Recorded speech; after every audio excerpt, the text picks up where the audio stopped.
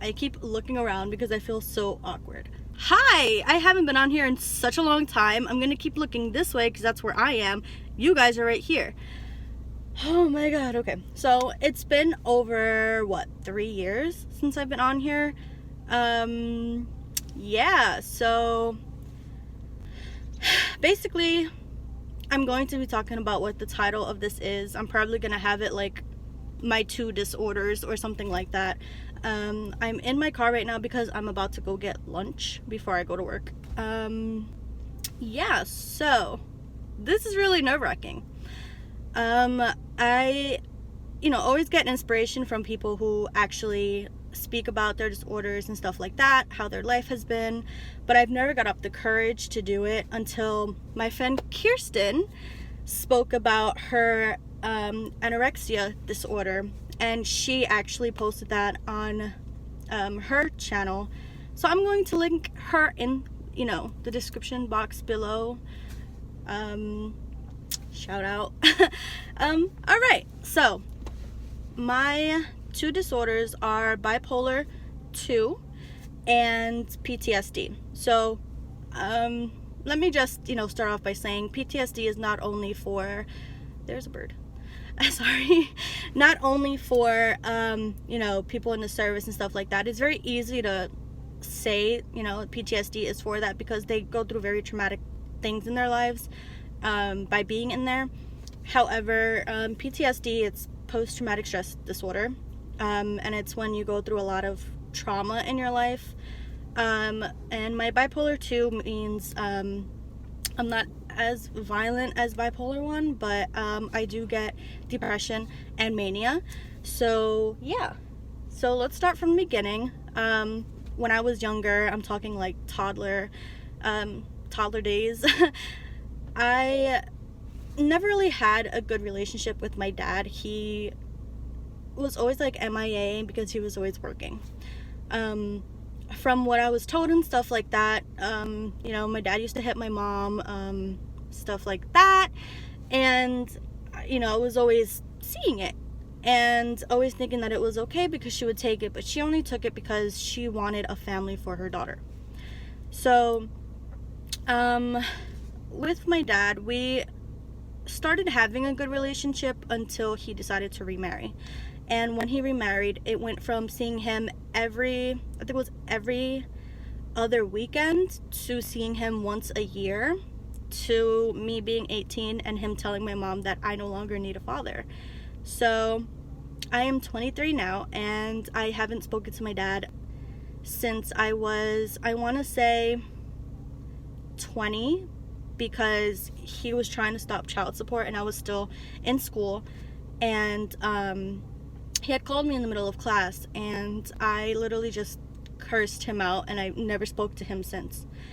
So there was that in my toddler days, abandoned by my dad, basically. Fast forward a little bit, I was sexually molested by one of my aunts. I'm not gonna name names or anything like that, but that happened twice, and I actually repressed the memories, and I didn't remember that until 2 years ago, and I'm still trying to cope with it in therapy. So after that, it was the whole bully thing in elementary school. My elementary school and my middle school were together, so I always saw the same people, and I was always bullied. When I was in high school, first boyfriend was fine, whatever. It was a normal boyfriend, it was a normal relationship, I guess. But my second boyfriend I was in sophomore year, and we were fine until a year after, where he had broken up with me because he wanted to be with someone else, high school drama. But he had came over one day and he told me that he loved me, and I said, no, you don't, because you're with someone else. And that was the first time that he actually smacked me in the face, literally. So I had called his mom, and she didn't do anything about it, and she was always protecting her son. but you know, I had to protect myself also. So but I kept dealing with it. You know, he would either pinch me to the point where I would have marks on my arms. And I remember being in school, and one of my classmates looked at me and he was like, what happened? I had accidentally rolled up my sleeve, and yeah, that was exposed. So I lasted with him for almost 2 years. I actually got the school involved because I was like, you know what, enough is enough. You know, there was also like rape involved and stuff like that, but whatever. My third boyfriend was when I was a senior in high school, and it was nothing but like mentally and emotional abuse. He was always saying that I was cheating and I was a whore, when in fact he was actually cheating. So if you never know the signs of that, usually when they accuse you of doing something, they're actually doing it. So I dealt with that we were technically together for 6 months, but 6 months after that, we were still talking, trying to see if we could like, whoa. We were actually talking, trying to see if we could like recover the relationship, but that never happened. So yeah. After that was my fourth boyfriend. He actually was fine, you know. He dealt with my you know, like all my tics and stuff. Like if he would try to move the hair from my face, I would just flinch and stuff. And you know, he was very patient with me, but you know, it didn't last. So yeah, I've dealt with all of that. So there was mental, emotional, physical abuse, there was rape, there was molestation, you know, abandonment, all by the age of 17.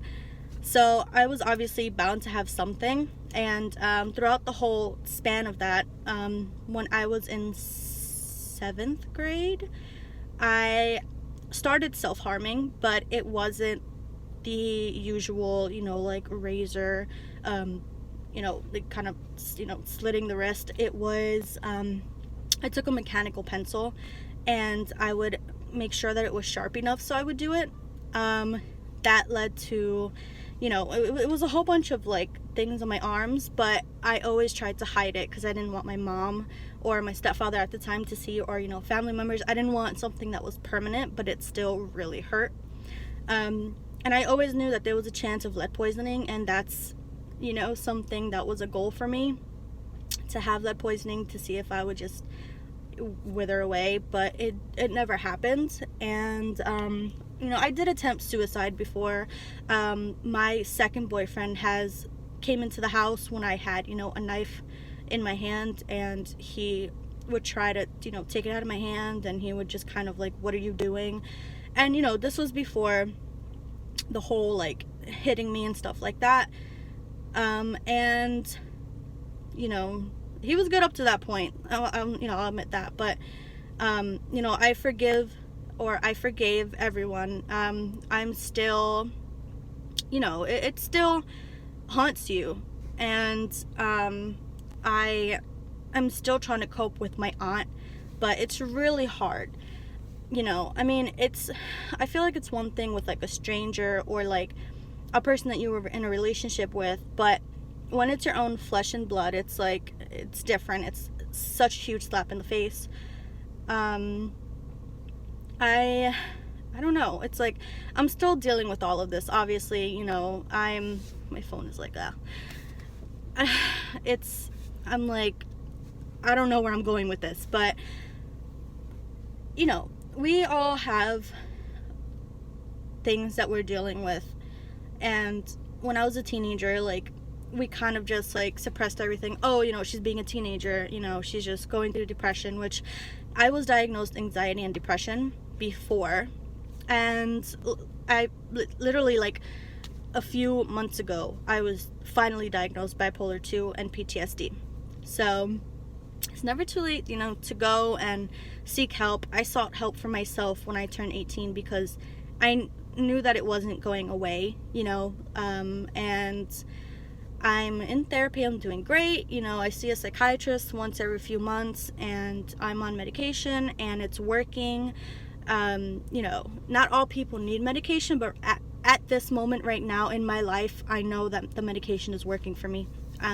Because with the whole bipolar thing, it's like I would just get irritated for no reason, and I would just lash out at people and, you know, say very hurtful things. And, you know, a lot of them knew that I wasn't like saying it to be mean or anything, but it was just something that in my mind I just had to get out so that they would just stop talking to me. And you know, I would apologize constantly, but, you know, I knew it wasn't normal. You know, being irritated all the time, you're supposed to be happy with your life, you know, and I wasn't. And, you know, with the whole PTSD thing, it was my ex-boyfriends and my aunt. And there was when I first moved into this apartment, somebody had broken in. So now I wake up every day and I get very paranoid, and I look around the house, make sure that, you know, everything is fine and my cat is fine. If I don't find my cat, I kind of panic, but I deal with it day by day. And all of this has inspired me. You know, I just graduated with my bachelor's to be a psychologist. I want to be a therapist, you know, myself, because I know that a lot of adolescents and young adolescents need someone to talk to. And, you know, knowing my story, I want to help people. So that's one of my main goals to do. And I know, like I said, I'm still coping with it, you know, myself. And if I can help at least one person, I'm content for the rest of my life. I recently, literally like 2 days ago, got my tattoo because I felt like I was ready for it. I don't know if I can show it. So it says Warrior, and it has the little semicolon. And when I went in, the guy thought that it was like a typo, that he was like, didn't you mean to put like an I in there? And no, for those of you who don't know what the semicolon means, it means that you didn't end your story. You know, it just kind of stayed there and then you continued on.